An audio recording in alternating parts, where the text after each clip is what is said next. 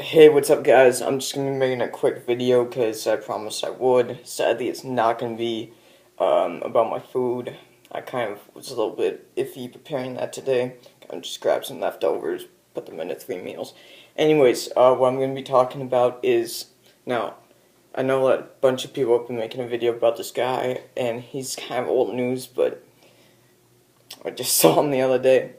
And basically what his name, he's Mustafa. His name's Mustafa, the Egyptian Popeye. And he is famous for having 31-inch arms. I think they're more like 33 now. Now, if you can put that into perspective, John De La Rosa, who is a Team MHP bodybuilder, who has some of the biggest arms in the bodybuilding industry right now, has like 22 or 23-inch arms, and they are huge. They also look pretty damn good.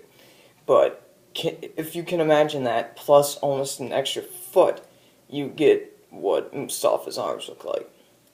And I guess he followed the rules pretty well, because supposedly a third of your arm should be your biceps, 2/3 should be triceps, right?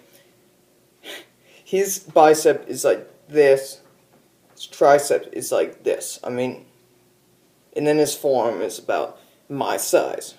And he claims that's all natural, that you can get arms like that by eating, 16 pounds of food a day. It was like 9 pounds of carbs, 7 pounds of protein. Excuse me, 7 pounds of, 9 pounds of protein, 7 pounds of carbs a day. You're fucking full of shit, man. I mean, nobody eats that much, not even world-famous competitive eaters. And even if they did, they wouldn't eat like that every day. I mean, nobody's metabolism can, even if they work out like 10 hours a day, they couldn't burn all that shit off. And there was this one video online where he takes off his shirt and to show everybody, oh yeah, I work out the rest of my upper body too. Now he takes off his sweatpants, which I doubt one of retrains likes, but you can kind of tell he works out the rest of his body. I mean, and you see it in the videos and stuff, but it doesn't look anything good. It looks normal.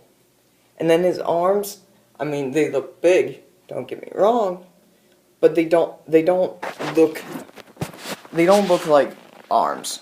They look like fucking tumors. If a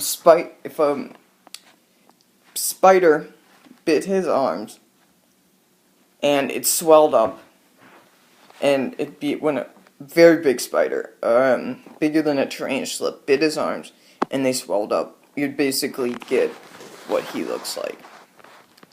And now, I'm not saying that he takes steroids. He might, but I highly doubt it. I think he takes synthol, which, in my opinion, is much worse. Unlike steroids, no joke about almost every single professional athlete on the planet takes steroids at some point in their careers. Not many are totally natural. Shocker there.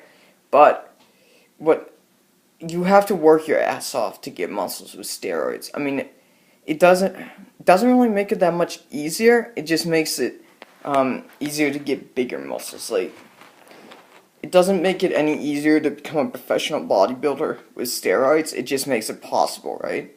Because nobody can get, I think it's like 1 in every 10,000 maybe can get, have the genetics to get how a person like Jay Cutler looks naturally. So, but what synthol does, for all of you guys who don't know, is synthol is basically an oil that you inject into any part of your body that you want to get bigger. He injects it into his arms, and it makes them bigger, but they don't look like muscle. Now, the way that you can tell is if someone's using synthol, they won't be able to flex. Like, if their arm is a certain size, it'll be that size whenever they flex their arm or not. That's how you can tell if it, if you can't tell by looking at it, you're definitely going to be able to tell by the fact that, I mean, it just doesn't move the way the muscle should. And he actually won the world record for the largest biceps in the world. I guess it's the largest arms, but it's called the largest biceps. Whatever. I think that record used to be held by Greg Valentino, which he basically did the same thing, though he claimed that he never used synthol, which is complete shit. I mean, man, you sold synthol. You admit to using steroids. You sold synthol. So, when you use that synthol too? But anyways, so Mustafa, the Egyptian Popeye, held the world record for the largest arms. I'm pretty sure, now don't quote me on this, but I'm pretty sure that record was taken away from him because there was such an uproar against the world record committee because those arms weren't real. I lift more weight than that guy. And I weigh 105 pounds. My arms are unflexed like 13 inches, man. So, yeah, sorry. I'm not buying that they're real muscle at all. I mean, real muscle is actually going to give you strength. It's actually going to be able to be flexed. It's going to look pretty damn... If you had 31-inch arms and you had a body to match it, man, you'd be a freak of nature. I mean, you would look great. The only way that you're actually... And now I'm quoting Furious Pete here on this one because he brings up a really good point. If you guys don't know who Furious Pete is, look up his channel. It's really good. He's a competitive eater and a fitness guru and a couple other things. But anyways, he says, Mustafa, you're never going to become a bodybuilder. Because bodybuilders are proportioned. That's right. They actually train the other parts of their body. And the only way that you're going to make it is as if you're actually telling the truth about the amount of food that you eat a day, which not even Michael Phelps eats that much, and he eats like 12,000. Professional strongmen and powerlifters who eat like 12,000 calories a day just to maintain their level, their body weight, don't eat that much, and they weigh more than you do. So you're full of shit, man. But if you are telling the truth, you would become the greatest professional eater on the planet.